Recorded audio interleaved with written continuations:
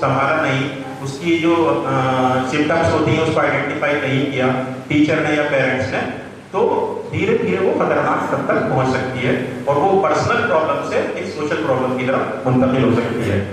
तो जैसा कि मैंने शुरू में अर्ज किया था कि ट्रुएंसी के साथ में लगार्डनेस जुड़ी हुई है। लगार्डनेस आप सभी जानते हैं, यानी बच्चों में फिसड्डीपन। तो एक्चुअली फिसड्डीपन क्या होता है, आप सभी को मालूम होगा कि जब करिकुलम को लेकर के बच्चा वो रिजल्ट शो ना करे जो कि स्कूल में एक्सपेक्ट किए जाते हैं, यानी अपनी तालीम के ताल्लुक से बच्चा वाकिफ रहे, है ना, या फिर उसके एग्जाम के अंदर मार्क्स ठीक से नहीं आ पा रहे हैं, तो इसको हम कहेंगे लगार्डनेस। तो डेफिनेशन में लिखा हुआ है टेंडेंसी टू बी स्लो और बिहाइंड द करिकुलम। जो रेगुलर स्कूल का करिकुलम होता है उसमें जब उसकी एक पर्टिकुलर टेंडेंसी आने लगे, यानी उसका ग्राफ बना करके देखें तो लगातार क्या महसूस हो रहा है कि उसके मार्क्स लगातार कम आ रहे हैं, है ना, वो स्कूल में पार्टिसिपेट नहीं करना चाहता किसी चीज के, किसी प्रोग्राम के अंदर, एग्जामिनेशन देना नहीं चाहता, उसको स्कूलों फोबिया हो जाता है, उसको एग्जाम फोबिया हो जाता है, स्कूल आने से डरने लगता है वो और एग्जाम देने से डरने लगता है। तो इस कंडीशन को हम कहेंगे कि उसके अंदर लगार्डनेस शामिल हो गई है। और नेक्स्ट, तो ट्रुएंसी जैसा कि मैंने अभी आपके सामने अर्ज किया कि ये शुरुआत होती है बहुत सिंपल तरीके से, रीजन बहुत सारे उसके हो सकते हैं, लेकिन शुरुआत बहुत सिंपल इसकी होगी। तो इसके जो शुरुआती सिम्टम्स हैं उस पर हम डिस्कस नहीं कर रहे, लेकिन जो एक उसका फिनोमेना है उसको देखेंगे हम किस तरह से ये होता है कि बच्चा स्कूल जाता है और सिर्फ अटेंडेंस के लिए जाता है, यानी बच्चा स्कूल गया, घर से निकल करके गया, पेरेंट्स को मालूम है कि मेरा बच्चा स्कूल पढ़ने के लिए जा रहा है, लेकिन स्कूल जाने के बाद वो क्या करेगा, पहले फर्स्ट पीरियड में अटेंडेंस लेगा वो और वहां से फिर स्कूल से गायब हो जाएगा। अकेला भी गायब हो सकता है, ग्रुप के साथ भी गायब हो सकता है, आपको उस पर नजर रखने की जरूरत है। उसके बाद दूसरी कंडीशन क्या आती है कि वो स्कूल तो जाता है, अब उसको अटेंडेंस की फिक्र नहीं होगी, स्कूल जाएगा यानी घर से बस्ता लेकर के निकलेगा, स्कूल के गेट तक भी जाएगा, स्कूल में एंटर भी होगा और किसी ना किसी तरीके से वो स्कूल से गायब हो जाएगा। एक मरतबा में अलीगढ़ का एक मारूफ स्कूल है, उसमें गया प्रिंसिपल साहब से मुलाकात के लिए, तो मुझे महसूस हुआ कि शायद इंटरवेल हो रहा है, तो मैं एक पीछे की तरफ राउंड लगाने के लिए प्रिंसिपल साहब अपने चैम्बर में नहीं थे, तो वहां मैंने देखा कि उसकी दीवार की करीब 15 फीट की दीवार स्कूल की। तो बच्चों ने क्या कर रखा था, दीवार के अंदर कुछ ऐसा सिस्टम डेवलप किया था उन्होंने कि वो पीछे से अपने बैग लटका रखे थे, बैग बैग्स, और स्कूल से कूद कूद करके भाग रहे। मैंने प्रिंसिपल साहब से जब मुलाकात की उनसे शिकायत की कि बच्चे स्कूल छोड़ करके भाग रहे हैं, तो उन्होंने कहा मैं क्या करूँ, मेरी समझ में नहीं आ रहा। हालांकि उनके स्कूल में हर तरफ कैमरा लगा हुआ था। तो ये कंडीशन होती है बिना अटेंडेंस के बच्चे स्कूल के गेट से एंटर हुए और पीछे के गेट से ये दीवार बंद करके निकल गए। ये लगार्डनेस की, ये ट्रुएंसी की एक दूसरी शक्ल होती है। इसके बाद क्या होता है, अगर इस कंडीशन पर भी बच्चों को ना रोका जाए स्कूल के अंदर, मैनेजमेंट एफिशिएंट ना हो, प्रिंसिपल एफिशिएंट नहीं है, घर वालों को मालूम नहीं है उसके बारे में, तो फिर बच्चे स्कूल भी नहीं जाते हैं, बल्कि क्या करते हैं, वो घर से निकलेंगे, बैग लेंगे अपना और किसी ऐसी जगह पर चले जाएंगे जो उनके लिए सेफ महसूस होता है, यानी कि वो किसी को पता नहीं लगने देंगे कि हम स्कूल में हैं या नहीं है, पेरेंट्स को लगेगा स्कूल के अंदर है, अटेंडेंस की उनको कोई फिक्र नहीं है, और वो किसी सेफ प्लेस पर चले जाएंगे, यानी किसी कैफेटेरिया के अंदर वो जा सकते हैं, किसी बाग में जाकर के बैठ सकते हैं, अपने किसी उसी दोस्त के घर में जाकर के बैठ सकते हैं जो कि ट्रूएंट होता है, जो कि भगोड़ा होता है स्कूल से। तो यहाँ पर अगर वो सेफ प्लेस पर जा रहा है, इसका मतलब ये है कि ये इसके लिए भी बहुत ज्यादा खतरनाक नहीं है, क्योंकि उसके दिल में डर बैठा हुआ है कि कोई मुझे देख ना ले। लेकिन धीरे धीरे अगर उस पर ध्यान ना दिया जाए तो ये डर वाली कंडीशन बिल्कुल खत्म हो जाती है, और क्या होता है, वो बच्चे के दिल से डर निकल जाता है। आप देखेंगे कुछ बच्चे आपको मार्केट प्लेस में स्कूल के टाइम में नजर आएंगे, स्कूल की यूनिफॉर्म में भी वो बच्चे होंगे, और क्या होगा, डर उनके अंदर नहीं होगा, वो सड़क पर हंगामा भी करेंगे, वो गाली गुफ्तार भी करेंगे, वो ईव टीजिंग भी करेंगे। तो बहुत सारी कंडीशन, वो बहुत सारी सिम्टम्स के साथ में ये बातें भी आगे बढ़ना शुरू हो जाती है। तो अभी तक जो हमने डिस्कस किया है उसमें देखिए ट्रुएंसी और लगार्डनेस को डिस्कस किया है, दोनों पास पास दोनों बटन लगे हुए, एक स्विच को ऑन करेंगे दूसरा स्विच ऑटोमेटिकली ऑन होगा, है ना। ट्रुएंसी अगर ऑन हो गई बच्चे के अंदर तो लगार्डनेस ऑटोमेटिकली ऑन होगी। ये एक विशियस सर्किल है, ट्रुएंसी चलेगी, धीरे धीरे धीरे क्या होगा, बच्चा फिसड्डी होता चला जाएगा, बच्चा फिसड्डी होगा तो उसका नतीजा क्या होगा, बच्चा और ज्यादा ट्रुएंट हो जाएगा और ज्यादा भगोड़ा बन जाएगा। तो ट्रुएंसी शुरू होती है, बच्चा फिसड्डी होता है, उसके मार्क्स कम आते हैं, बच्चा फिर क्या करता है, स्कूल वालों से घबराने लगता है, पेरेंट्स से घबराने लगता है, अपना रिजल्ट उनको नहीं बताता और धीरे धीरे वो स्कूल से और ज्यादा एब्सेंट होने लगता है, क्योंकि उसको डर हो जाता है कि स्कूल के अंदर शायद मेरी पिटाई होगी, प्रिंसिपल साहब मुझे डांटेंगे, घर पर जाकर के शिकायत कर देंगे। तो एक बड़ा खतरनाक विशेष सर्किल बनता है जो लगातार चलता रहता है। बच्चा एक हफ्ते में स्कूल से 3 दिन गायब है, फिर 4 दिन गायब होगा, फिर 5 दिन गायब होगा, फिर पूरे हफ्ते के लिए गायब हो जाएगा, फिर 2-3 दिन के लिए आएगा, फिर 15 दिन के लिए गायब हो जाएगा। तो ये कंडीशन बच्चे के साथ में धीरे धीरे बनी रहती है, यानी फ्लुएंसी के साथ में लैगार्डनेस उसकी एनहांस होती रहती है, बढ़ती रहती है ना। तो फ्लुएंसी, लैगार्डनेस और स्कूल में उसका पुअर रिजल्ट, इसके नतीजे में फिर क्या होता है, ये हालांकि आप सभी जानते हैं, ये सिर्फ एक डिस्कशन है। उसके बाद में होगा ये कि बच्चा धीरे धीरे गलत सोबत की तरफ चला जाएगा, है ना। जब फियरफुलनेस, डर वाली कंडीशन उसके दिल से निकल जाएगी तो बच्चा क्या करेगा, उसकी जब वो सड़क पर जाना शुरू कर देगा, उसकी ऐसे बच्चों से दोस्ती होनी शुरू हो जाएगी जो कि बच्चे सोसाइटी के लिए ठीक नहीं है, और फिर वो सड़क पर घूमना शुरू कर देगा। जब वो सड़क पर घूमना शुरू कर देता है बच्चा, अभी तो हम उसको कह रहे थे भगोड़ापन, लेकिन अब ये किस तरफ मुंतकिल हो गया, लास्ट वर्ड क्या लिखा हुआ है जी, वैग्रेंसी। तो ट्रुएंसी की जो फाइनल शक्ल होती है, यानी ट्रुएंसी के बाद में एक शक्ल आई हमारी लैगार्डनेस की, उसके बाद में जो फाइनल शक्ल आती है वो आती है वैग्रेंसी की, यानी बच्चा आवारापन का शिकार हो जाता है, उसके दिल से सोसाइटी का डर खत्म हो जाता है, स्कूल का डर खत्म हो जाता है, पेरेंट्स का डर खत्म हो जाता है, रिश्तेदारों का डर खत्म हो जाता है, और वो फिर वैग्रेंसी की तरफ मुंतकिल हो जाता है। यानी इस कंडीशन को हम कहेंगे कि वो बच्चा वैग्रेंट हो गया है। कॉजेस देखिए हम सभी को मालूम है, इसको सिर्फ हमें सिस्टमैटाइज अंदाज में समझना है कि एक्चुअली होता क्या है। Next slide. तो इसके जो रीजंस हैं फ्लुएंसी और लैगार्डनेस के, दोनों के रीजंस ऑलमोस्ट सेम है, यानी हम दोनों को अलग अलग नहीं कर सकते, है ना। तो पहला रीजन इसमें जो हमने लिया है वो है फैमिली इशू। वैग्रेंसी सॉरी ट्रुएंसी के अंदर जो मोस्ट प्रोमिनेंट रीजन है, जो सबसे ज्यादा भगोड़ेपन को बढ़ावा देते हैं, उन 2 रीजंस में है, एक फैमिली रीजन और दूसरा स्कूल का रीजन। और देखिए बच्चे के साथ यही दोनों चीजें चलती हैं, है ना। जनरली देखा जाएगा अगर आपको बच्चे को संभालना है, यानी किसी भी टीचर को या स्कूल को या पेरेंट्स को बच्चों को संभालना है, तो आप एक ट्रायंगल लेवल बना लीजिए। इस तरह से ट्रायंगल होता है, ट्रायंगल के 3 सिरे होते हैं, 3 वर्टाइसेस होते हैं उसके सेंटर में आप रख दीजिए बच्चे को, सबसे टॉप पर रखिए आप पेरेंट्स को, एक वर्टाइस पर रखिए स्कूल के मैनेजमेंट को, और दूसरे वर्टाइस पर रखिए जो नीचे वाले हैं टीचर्स को, यानी स्कूल मैनेजमेंट, टीचर, और ऊपर टॉप पर पेरेंट्स। जब तक ये वर्टाइस कंप्लीट है, जब तक ये ट्रायंगल कंप्लीट है, इसके वर्टाइसेस मिले हुए हैं, यानी कि इन सब में आपस में कोरिलेशन है ना, एक दूसरे से वो ताल्लुकात कायम किए हुए हैं, बच्चे के ताल्लुक से पेरेंट्स टीचर्स मीटिंग हो रही है, वो एक दूसरे वो बच्चे के ताल्लुक से रब्त में रहते हैं, तो बच्चा सेंटर में रहेगा, यानी बच्चे की तरबियत अच्छी तरह से होती रहेगी, बच्चा अच्छी तरह से पढ़ता रहेगा।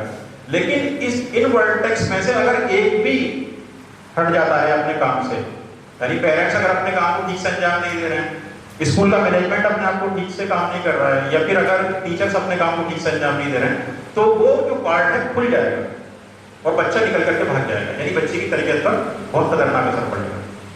तो इसलिए जरूरी है कि अगर बच्चे की हमें ठीक से तरबियत करनी है, यानी जो कि फ्लुएंसी के ताल्लुक से बात कर रहे हैं, भगोड़ेपन के ताल्लुक से, तो इन तीनों को क्लोज रहना चाहिए, बिल्कुल भी जगह नहीं छोड़नी चाहिए। जगह छोड़ने से मुराद ये है कि तीनों को एक दूसरे के कांटेक्ट में रहना चाहिए। तो बहरहाल बात आ रही थी कि फैमिली इशू जो है बड़ा प्रोमिनेंट इशू होता है। इससे फैमिली इशू में जो रिसर्चेज हुई हैं फ्लुएंसी के ताल्लुक से, वो ओवरऑल कम्युनिटी के अंदर है, किसी खास रिलीजन को लेकर के या किसी खास रीजन को लेकर के बात नहीं कर रहा हूँ।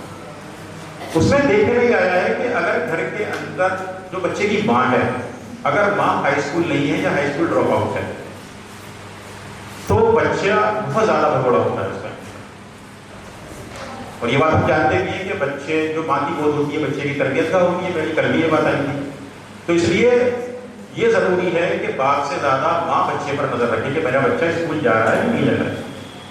इसलिए स्कूल वाले भी तरजीह देते हैं क्लास 8 तक कि मदर को पीडीएम में आना चाहिए। हालांकि वो पीडीएम होती है पेरेंट्स टीचर्स मीटिंग, उसको एमडीएम होना चाहिए, मदर्स टीचर्स मीटिंग, है ना। तो ये एक बड़ा कॉज है जो कि फ्लुएंसी को बढ़ावा देता है फैमिली इशू के अंदर। देखने में ये आया है कि अगर फादर पढ़े लिखे नहीं है, यानी तालीम के ताल्लुक से बात चल रही है, या फादर की इकोनॉमिक कंडीशन बहुत अच्छी नहीं है, या फादर का जो प्रोफेशन है वो लेबर क्लास से रिलेट करते हैं, तो उस फैमिली के अंदर भी बच्चे बहुत ज़्यादा फ्लुएंट हो जाते हैं। तो इसलिए अगर आपकी क्लासेस में इस तरह के बच्चे हैं जिनके पेरेंट्स में ये दोनों सिम्टम्स हैं, तो ऐसे बच्चों पर आपको खास नज़र रखने की ज़रूरत है।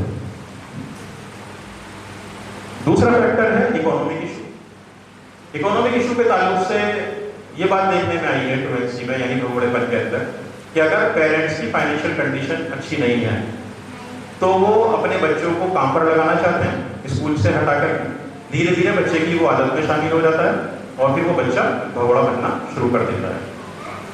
तो यानी कि फैमिली कंडीशन और इकोनॉमिक कंडीशन ये दोनों बहुत ज़्यादा इंटर रिलेटेड होती है, और इन दोनों में जो बात आई है कि हमारी है कि एजुकेशन और फाइनेंशियल कंडीशन। तो जिस फैमिली के अंदर एजुकेशन लो लेवल की होती है, जिस फैमिली के अंदर फाइनेंशियल कंडीशंस पुअर होती हैं, वहाँ के बच्चे ज़्यादा भगोड़े साबित होते हैं। तीसरी कंडीशन जो यहाँ पर लिखी हुई है वो है स्टूडेंट्स वेरिएबल, यानी आप फ्लुएंसी को किसी एक पर्टिकुलर खाने में फिट नहीं कर सकते। आप ये नहीं कह सकते कि सिर्फ इस वजह से बच्चा भगोड़ा हो जाएगा। स्टूडेंट वेरिएबल बहुत सारे होते हैं।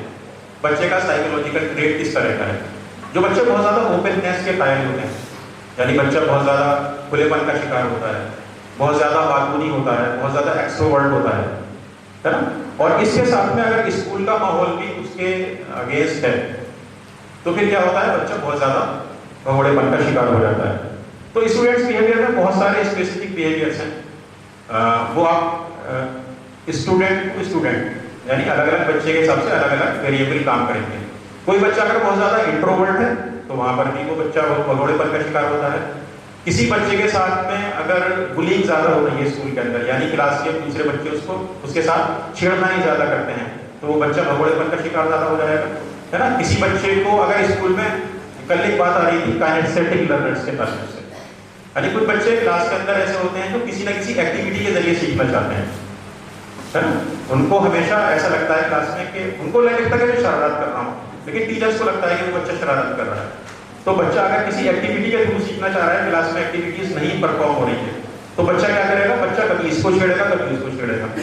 तो उसकी वजह से क्या होगा, टीचर उस बच्चे को डांटेंगे, शुरू में उसको मना करेंगे टीचर, लेकिन धीरे धीरे क्या करेंगे, जब बच्चा नहीं मानेगा तो प्रिंसिपल साहब के पास ले जाएंगे। तो वहाँ क्या होगा, प्रिंसिपल साहब उसको डांटेंगे, घर से पेरेंट्स को बुलाएंगे, शिकायत करेंगे, उसकी पिटाई होगी बच्चे की। जनरली स्कूल में भी ये होता है। तो वो बच्चा क्या करता है कि उसको, क्योंकि उसके हिसाब से स्कूल का एनवायरनमेंट नहीं मिल पा रहा, तो बच्चा टैलेंटेड होने के बावजूद, यानी काइनेस्थेटिक लर्नर जो होते हैं बहुत ज़्यादा टैलेंटेड होते हैं, एक्सट्रोवर्ट जो होते हैं बहुत ज़्यादा टैलेंटेड होते हैं, उनको अपने हिसाब से माहौल नहीं मिल पा रहा, जो उनकी कुदरती सलाहियतें हैं उनको नशोनुमा देने के लिए स्कूल को एनवायरनमेंट प्रोवाइड नहीं कर पा रहा है। तो क्या करते हैं बच्चे, वो फिर दूसरा रास्ता अख्तियार करते हैं, यानी स्कूल के अलावा तो दूसरा माहौल तलाश करते हैं जहाँ की वो अपनी सलाहियतों को निखार सकें। तो छोटी सलाहियत निखर तो नहीं पाती, सलाहियतें बर्बाद हो जाती है, बच्चा फ्लुएंट हो जाता है, फिर वो लैगार्ड हो जाता है, उसके मार्क्स फिर बहुत ज़्यादा कम आने लगते हैं और बच्चा धीरे धीरे वैकेंसी की तरफ चला जाता है। तो इसका जो एक इशू है, पर्टिकुलर इशू जो कि यहाँ लिखा हुआ है सोशल इशू, यानी कॉजेस के अंदर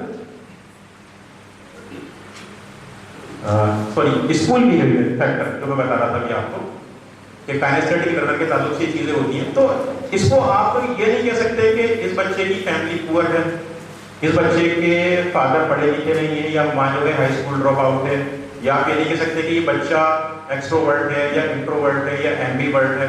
तो कोई भी सिंगल फैक्टर जो है काम नहीं करेगा, बल्कि क्या करेगा कि फैमिली, जैसे मैंने एक बात बताई थी कि फैमिली, स्कूल मैनेजमेंट और क्लास के टीचर्स, इन सभी की जिम्मेदारी बन जाती है कि वो बच्चे के उस इंडिविजुअल बिहेवियर को आइडेंटिफाई करें, जिससे कि पता लगा सके कि फ्लुएंसी किस वजह से डेवलप हो रही है।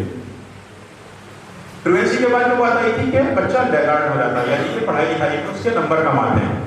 तो उसमें लर्निंग डिसेबिलिटी एक बहुत बड़ा फैक्टर है। बहुत सारे बच्चे होते हैं जो कि ऑटिज्म का शिकार होते हैं। वो ऑटिज्म, कुछ बच्चों में तो ऑटिज्म बचपन के अंदर ही आइडेंटिफाई हो जाती है, लेकिन ऑटिज्म अलग अलग तरह की होती है। जैसे आपने एक मूवी देखी होगी तारे ज़मीन पर, शायद सभी ने देखी होगी। उसमें बच्चा को डिसलेक्सिया का शिकार था, यानी उसको जो नंबर नजर आते थे, जो अल्फाबेट नजर आती थी, वो उल्टी सीधी नजर आती थी। तो उसके पेरेंट्स समझते थे कि ये बहाने बनाता है। तो आपने ये फिल्म में ये भी देखा होगा कि बच्चा वो वैगरेंसी की तरफ चला गया था, यानी शुरू में ट्रोएंसी का शिकार हुआ, फिर बुलिंग का शिकार हुआ, फिर पेरेंट्स ने उसको डांटना शुरू किया, फिर टीचर्स ने डांटना शुरू किया, फिर क्या किया उसने अल्टीमेटली कि स्कूल की बस से उतरा, स्कूल के गेट के पास से एकदम से दीवार बांध करके बाहर निकल गया। तो ये सारी वही कंडीशन है जो अभी हम यहाँ देख चुके हैं। तो उसकी वजह से क्या हुआ उस बच्चे के साथ में कि जो बच्चा एक टैलेंटेड बच्चा था उसको बहुत ज्यादा परेशानी का सामना करना पड़ा, है ना। कुछ बच्चे ऑटिज्म होते हैं, थोड़ी सी आप देखते हैं कि रात टपक रही है साइड से, ADHD का शिकार होते हैं बहुत सारे बच्चे, है, कुछ डिस्लेक्सिया का शिकार होते हैं। तो अगर हम उस चीज को आइडेंटिफाई नहीं कर पाए जा करके, तो लर्निंग डिसेबिलिटी में ये चीज आती है कि हमारी जिम्मेदारी होती है, स्कूल के टीचर्स की जिम्मेदारी होती है कि ये फाइंड आउट करें कि बच्चे की लर्निंग डिसेबिलिटी क्या है, यानी किस वजह से बच्चे के नंबर कम आ रहे हैं। जरूरी नहीं कि बच्चा ट्रूएंट हो, भगोड़ा हो, लेकिन उसके बावजूद भी उसके नंबर कम आते हैं, है ना। कुछ बच्चे होते हैं जो कि आवाज के साथ में पढ़ना सीखना चाहते हैं। हमारे रूम में एक लड़का था जब मैं अभी करता था, जब मैं पढ़ता था स्टूडेंट था, वो पीछे रेडियो चला लिया करता था। उस वक्त रेडियो हुआ करता था, मोबाइल नहीं होते, रेडियो से म्यूजिक सुनता था, उसके बाद वो पढ़ता था। कभी लाइब्रेरी नहीं जाता था, उसके मार्क्स बहुत अच्छे आते थे, उसको गोल्ड मेडल मिला क्लास के अंदर, है ना।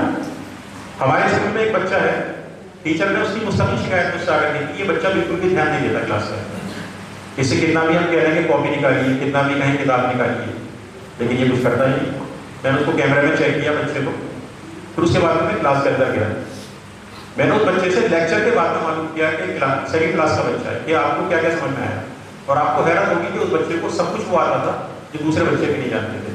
यानी उसने ये तक बता दिया कि टीचर ने किस कलर के कपड़े पहने हुए हैं, जिन सीढ़ियों से चढ़ करके आया है वो सीढ़ियाँ कितनी हैं, रास्ते में वो क्या क्या देखता हुआ है।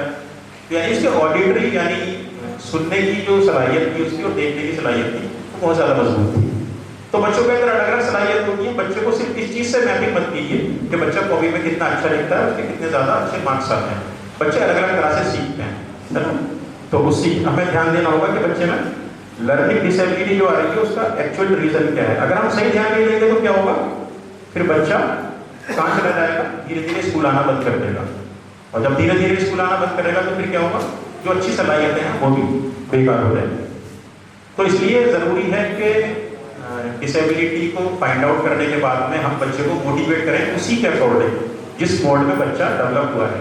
यानी जो बच्चे का साइकोलॉजिकल ट्रेट है, साइकोलॉजिकल ट्रेट को हम बच्चे की सलाहियत के साथ में काउंट करें और इन दोनों को मल्टीप्लाई करने के बाद में, यानी कि बच्चा का काइनेस्थेटिक लर्नर है तो हमें ये देखना होगा कि बच्चा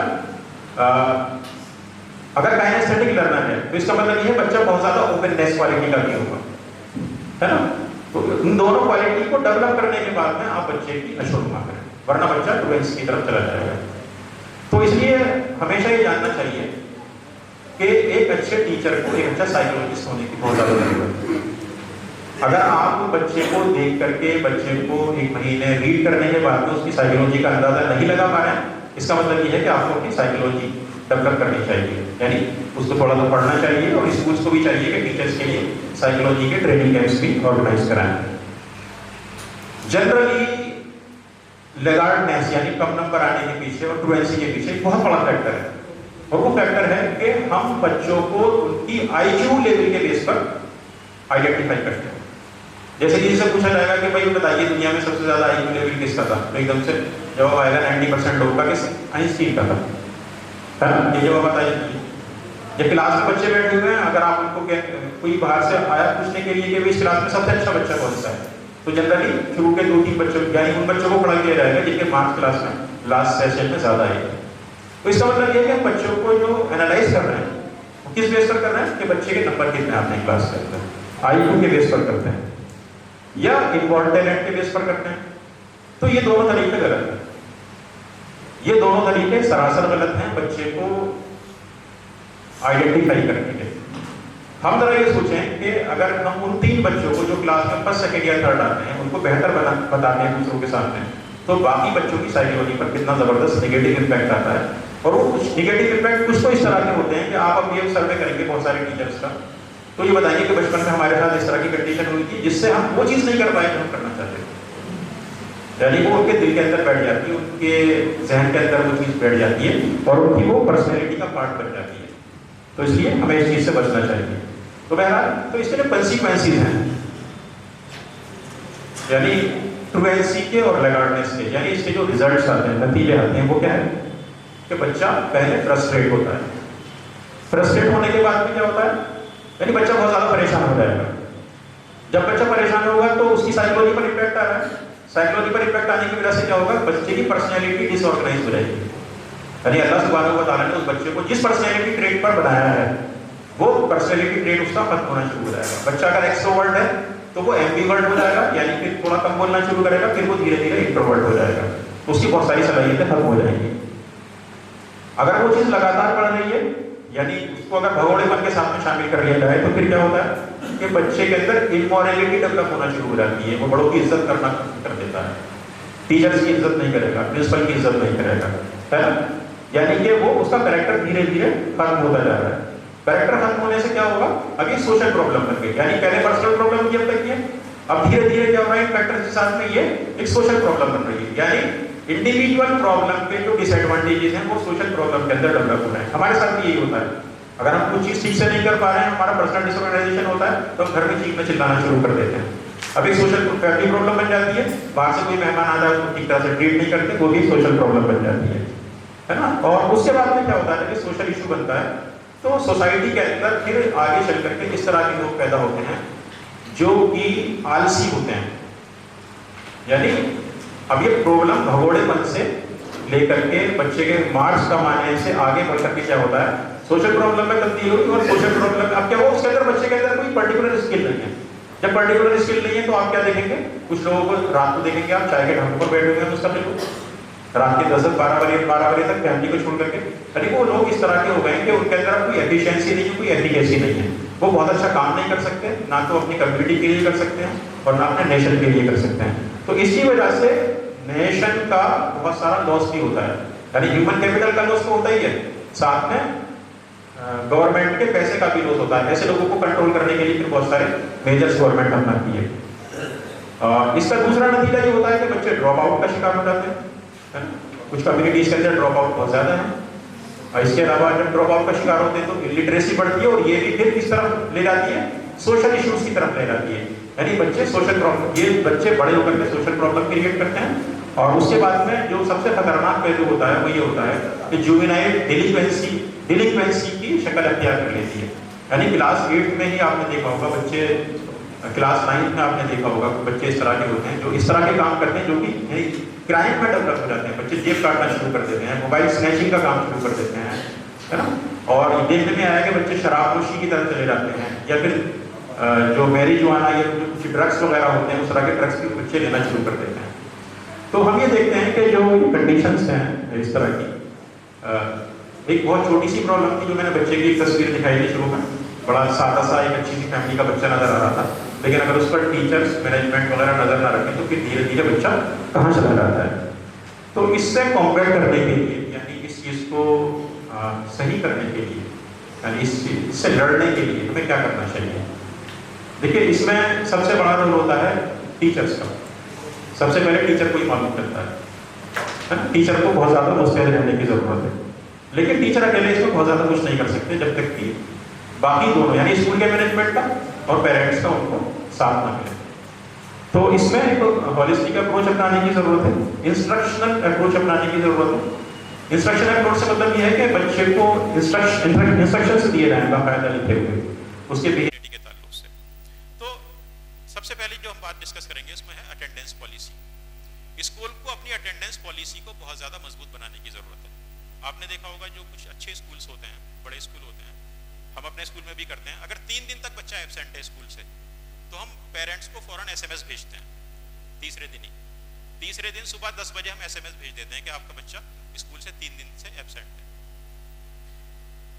तो ज्यादातर स्कूल अगर 3 दिन वाला काम नहीं कर सकते तो उन्हें क्या करना चाहिए, अगर स्कूल की पॉलिसी नहीं है, टीचर्स प्रिंसिपल से इजाजत लेकर के खुद मैसेज भेज सकती हैं कि आपका बच्चे को 3 दिन हो गए स्कूल नहीं आ रहा है, रीजन क्या है, हमें कोई इन्फॉर्मेशन भी नहीं है। स्कूल को पॉलिसी ये बनानी चाहिए कि हर 15 दिन के बाद में बच्चों की अटेंडेंस को व्हाट्सएप पर शेयर करें। यानी अगर 15 दिन में स्कूल 12 दिन खुला है और अगर कोई बच्चा 10 दिन से कम स्कूल आया है तो यानी 10 दिन एब्सेंट रहा है तो उसको व्हाट्सएप पर शेयर किया जाना चाहिए पेरेंट्स के साथ। और अगर पेरेंट्स कोई रेस्पॉन्स नहीं दे रहे हैं तो फिर उन पेरेंट्स को स्कूल बुलाया जाना चाहिए और फिर उन पेरेंट्स के साथ में डॉक्यूमेंटेशन कराएं उस बच्चे को बुला करके कि आइंदा मैं स्कूल से एब्सेंट नहीं रहूंगा और उसका रीजन होना चाहिए लिखा हुआ कि अब तक एब्सेंट आप क्यों रहे थे, है ना। तो इसमें अर्ली इंटरवेंशन जो है, अगर शुरुआत में आपने इंटरवीन नहीं किया पेरेंट्स के साथ में और बच्चों के साथ में तो ये प्रॉब्लम धीरे धीरे एग्रीवेट करेगी और फिर ये नुकसान पहुंचाएगी। हॉलिस्टिक अप्रोच की जरूरत है इस ताल्लुक से। बातें बीच में आ चुकी है लेकिन एक मरतबा फिर मैं रिवाइज कर रहा हूँ। यानी स्कूल में अगर काउंसलर नहीं है तो एक दो टीचर इस तरह से काम करें, अगर स्कूल में बहुत सारे रिसोर्सेज नहीं है तो कुछ साइकोलॉजी की किताबें पढ़ें, कुछ काउंसलिंग की किताबें पढ़ें और वो फिर स्कूल मैनेजमेंट से जाकर के बात करें और मैनेजमेंट भी ऐसे टीचर को आइडेंटिफाई करे जो कि अच्छे काउंसलर साबित हो सकते हैं। तो वो ये आइडेंटिफाई करें कि कौन कौन बच्चा स्कूल में ट्रूएंट है, कौन कौन बच्चा भगोड़ा है, किस किस बच्चे के मार्क्स कम आते हैं, उनको स्पेसिफिकली जो उनके रीजंस हैं कि ये बच्चा किस वजह से पीछे था, किस वजह से ये बच्चा भाग रहा है स्कूल से, उसको आइडेंटिफाई करके बच्चे को और पेरेंट्स को साथ में मिला करके बच्चे की काउंसलिंग की जानी चाहिए। Next slide, last slide. इसमें कुछ प्रोग्राम्स बहुत सारे स्कूल्स ने चलाए हैं, कुछ गवर्नमेंट के बेस पर भी प्रोग्राम चले हैं। इसमें एक प्रोग्राम है PBS, एक प्रोग्राम है FPS और एक प्रोग्राम है एक्ट नाउ। आप अपने स्कूल्स में भी ये प्रोग्राम शुरू कर सकती हैं, आप सब भी शुरू कर सकते हैं अगर बच्चे वहाँ पर ट्रूएंसी का शिकार हैं, ट्रूएंट हैं या वैग्रेंट हैं। PBS में क्या होता है कि पॉजिटिव बिहेवियर सपोर्ट होती है। एक्चुअली ये प्री एक्सपेरिमेंटल यानी रिसर्च बेस्ड डेटा पर ये डिपेंड करता है। यानी एक रिसर्च ने ये कहा कि ये बच्चा काइनेस्थेटिक था, यानी बच्चा क्लास में बहुत ज़्यादा शरारती था, लेकिन ये बच्चा स्कूल से भागना शुरू कर दिया, तो उसकी रिपोर्ट्स पहले से मौजूद हैं। तो उस रिपोर्ट के बेस पर आप उसका आंसर तलाश कर सकते हैं आसानी के साथ में कि ऐसे बच्चों के साथ में हमें क्या करना चाहिए। तो इसको हम बोलते हैं पॉजिटिव बिहेवियर सपोर्ट। बच्चे के बिहेवियर के साथ में पॉजिटिवली सपोर्ट किया जाए, निगेटिवली सपोर्ट नहीं किया जाए। दूसरा जो तरीका है वो है FPS यानी फंक्शनल बिहेवियर सपोर्ट, है ना। इसमें कोई डेटा आपके पास पहले से मौजूद नहीं है, आज बच्चा भगोड़ा है या उसके मार्क्स कम आ रहे हैं, उस बच्चे को बुलाइए काउंसलर के पास और काउंसलर फिर इतना एक्सपर्ट होना चाहिए, इतना उसके अंदर पोटेंशियल होना चाहिए कि बच्चे की रीडिंग करे वो कायदे के साथ में। बहुत सारे उसके लिए पहले से ही व्हाट्सएप पर भी अवेलेबल है, बहुत सारी एक्सरसाइज अवेलेबल है, आप उसे क्वेश्चन आंसर कर सकते हैं, क्वेश्चनर्स भी हैं, उसके साथ आप उसको आइडेंटिफाई कर सकते हैं और उसकी सपोर्ट कर सकते हैं बच्चे के लिए। बहुत ज़रूरी है ये बात, सिर्फ 1 मिनट की, लेकिन बहुत ज़रूरी है। किसी बच्चे का और किसी फैमिली का पूरा फ्यूचर ये चेंज कर सकती है। और एक स्कीम है जो चली थी एक्ट नाउ के नाम से, अबॉलिश क्रॉनिक ट्रूएंसी। ये उस कंडीशन में आती है जब बच्चा वैगरेंट हो जाता है, यानी बच्चा क्या करता है जब वो आवारापन का शिकार हो जाता है, तो ये एक्चुअली सोशल जिम्मेदारी हो जाती है। तो इसमें ज़रूरी होता है कि जो अगर स्कूल के आसपास खेत हैं या बाग हैं उन लोगों से बात की जाए पहले से ही, है ना। अगर चाय के होटल हैं वहाँ बात की जाए पहले से ही और उनको बताया जाए कि अगर कोई बच्चा स्कूल का या विदाउट स्कूल ड्रेस भी आपके पास आकर के बैठता है तो आप हमें इन्फॉर्म करें, हम बच्चे को आकर के कायदे से के साथ में ट्रीट करेंगे। मारना पीटना सोल्यूशन नहीं है उसका, बल्कि उसकी बिहेवियर के साथ में, उसकी हैबिट्स के साथ में, उसके साइकोलॉजिकल ट्रेट के साथ में उसको सुधारने की ज़रूरत है। तभी बच्चा भी ठीक होगा, फैमिली भी ठीक होगी और सोसाइटी भी ठीक होगी इंशाअल्लाह ताला। तो इसी के साथ मैं अपनी बात खत्म करता हूँ। जज़ाकल्लाह।